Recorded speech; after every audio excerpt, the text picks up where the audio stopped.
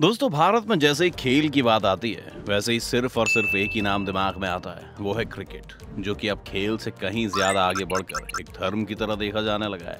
लेकिन ये बात भी इसी खेल से देखने को आती है कि भारत के बाकी खेलों को क्रिकेट के बराबर रत्ती भर भी इम्पोर्टेंस नहीं दी जाती है। कभी अब्बा की तरह नेशनल गेम रहा हॉकी भी आज तक क्रिकेट से आगे नहीं निकल पाया है, जबकि भारत में हॉकी का इतिहास काफी पुराना और बेहतरीन रहा है। क्योंकि भारतीय हॉकी टीम ने एक या दो नहीं बल्कि कुल 8 बार ओलंपिक में गोल्ड मेडल जीता है और एक बार वर्ल्ड कप भी जीता है। लेकिन इसके बावजूद भी क्रिकेट, जिस पर आए दिन फिक्सिंग के इल्जाम भी प्रूफ होते रहते हैं, उसके लिए पूरा भारत मरा जाता है। इसीलिए आज की इस वीडियो में हम आपको इंडिया में क्रिकेट वर्सेस बाकी खेलों को रख कर दिखाएंगे और बताएंगे कि आखिर क्या कारण है कि भारत में बाकी के सभी खेल लगभग फ्लॉप हैं।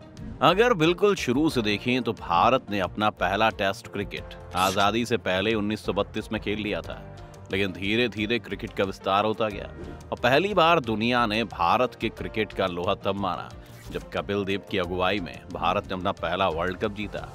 और यही वर्ल्ड कप था जिसने पूरे देश में क्रिकेट को अचानक से फेमस कर दिया। और यही 80 का दशक है जब अपने गोल्डन पीरियड पर जो हॉकी की टीम थी उसका पतन होने लगा, क्योंकि आखिरी बार 29 जुलाई 1980 को मॉस्को ओलंपिक में इंडिया हॉकी टीम ने कोई गोल्ड जीता था। उसके बाद से ही हॉकी टीम में विवाद होने शुरू हो गए, जिसका सबसे बड़ा एक कारण था हॉकी फेडरेशन के बीच नॉर्थ साउथ का झगड़ा।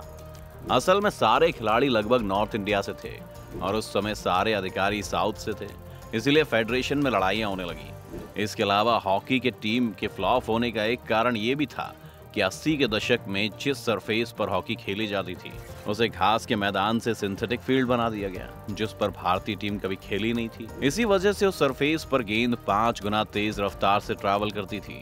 ऐसे में इंडियन टीम को दिक्कतें होने लगी। इन सब से हॉकी की परफॉर्मेंस लगातार खराब हुई और जो लोग हॉकी देखते या फॉलो करते थे वो भी इससे अलग होने लगे, जिसमें सबसे बड़ी आग लगाई रंगीन टेलीविजन ने। क्योंकि 1982 में क्रिकेट रंगीन तस्वीरों के साथ टीवी पर टेलीकास्ट होने लगा था और जैसा कि हमने आपको बताया कि ये लोगों के लिए नया था और इसी नएपन को 4 चांद लगाया अगले साल कपिल देव ने। साल 1983 में वनडे क्रिकेट का तीसरा वर्ल्ड कप खेला गया और उसमें तो मानो चमत्कार ही हो गया, क्योंकि इससे पहले 2 बार की वर्ल्ड कप विजेता और उस समय दुनिया की सबसे मजबूत टीम कही जाने वाली वेस्ट इंडीज को हराकर भारत ने पहली बार विश्व कप की ट्रॉफी को अपने नाम किया था, जिसको बड़ी संख्या में लोगों ने टीवी पर देखा था और उसके गवाह बने थे।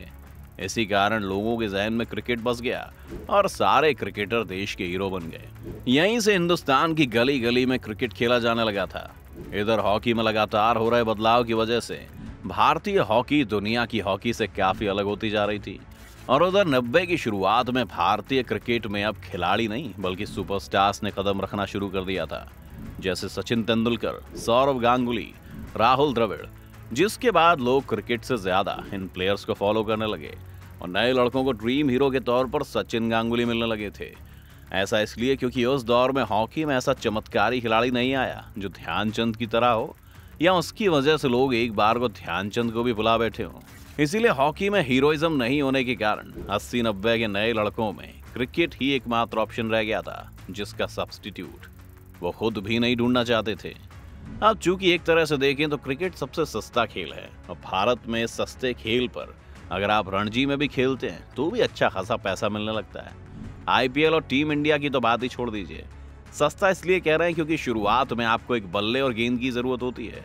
वैसे तो एक समय पर 11 लोग टीम में होने चाहिए, लेकिन इंडिया में क्रिकेट टूर्नामेंट को छोड़कर शायद ही कभी 11 लोगों को लेकर टीम खेलने जाती है।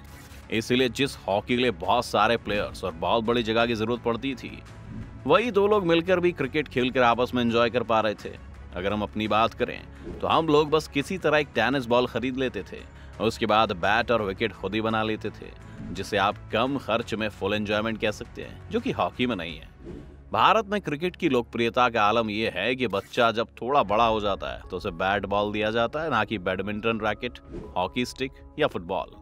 अब अगर हम वापस अपनी टाइमलाइन पर आए तो इंडिया हॉकी का सबसे बुरा दौर उसकी ताक में था, क्योंकि 2000 के दशक में भारतीय टीम के लगातार खराब परफॉर्मेंस से वही हालात ये हो गए कि 8 बार ओलंपिक गोल्ड जीतने वाली ये टीम 2008 में बीजिंग ओलंपिक के लिए क्वालिफाई भी नहीं कर सकी और शायद ये हॉकी के लिए सबसे शर्मनाक बात थी।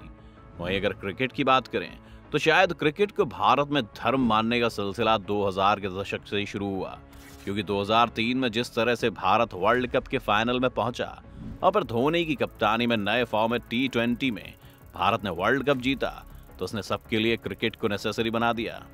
क्रिकेट के पॉपुलर होने का सबसे बड़ा कारण है इस खेल का रोमांच।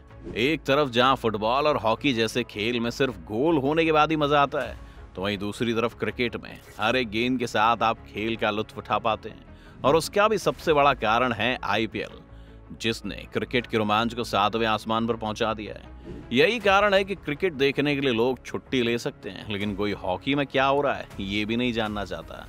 अब जब देखने को लोग ही नहीं है तो टीवी ऐड नहीं है। अब जब स्पॉन्सर नहीं होंगे तो हॉकी के पास पैसे कहां से आएंगे। अब जब पैसे नहीं तो वर्ल्ड क्लास सुविधाओं में सरकारी महकमा कितना काम करेगा, ये तो आपको पता ही होगा। यही हालात भारत में क्रिकेट के भी हो सकते हैं अगर क्रिकेट को स्पॉन्सर्स मिलने बंद हो जाएं। लेकिन ऐसा पॉसिबल नहीं है, क्योंकि आज BCCI के पास इतना पैसा है कि वो पूरी दुनिया के क्रिकेट को कंट्रोल करती है। ये सब पैसा स्पॉन्सर्स का ही है। तो आखिरी में कहें तो ऐसा नहीं है कि क्रिकेट के अलावा देश में और कहीं अच्छा परफॉर्मेंस नहीं है।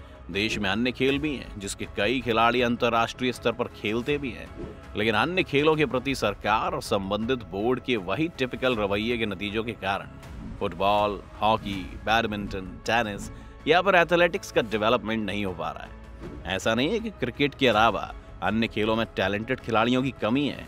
दिक्कत ये है कि ना तो खिलाड़ियों को सही मौका मिल पाता है और ना ही उन्हें बेहतर ट्रेनिंग मिलती है। ले देकर हमारे पास बस क्रिकेट बचता है, तो वो पॉपुलर तो हो गई। दोस्तों, आपको क्रिकेट क्यों पसंद है? आप अपनी राय हमें कमेंट करके बता सकते हैं। साथ ही इस वीडियो को लाइक और शेयर करना ना भूलें और चैनल को सब्सक्राइब भी करें।